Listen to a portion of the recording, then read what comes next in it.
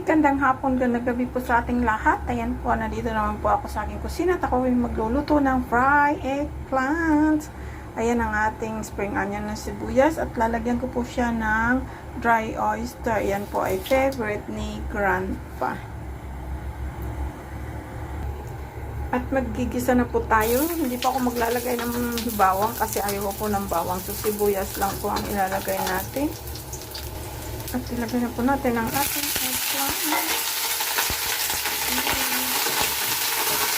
Galit. At inilagay ko na rin po ang oyster, dry oyster. 4 na piraso lang po kasi para lang po yan kay Grandpa. Yan po siya. Prito-prito muna natin. Ayan na po. Lapit na siya maluto. Yan. Nilagyan ko na po siya ng toyo.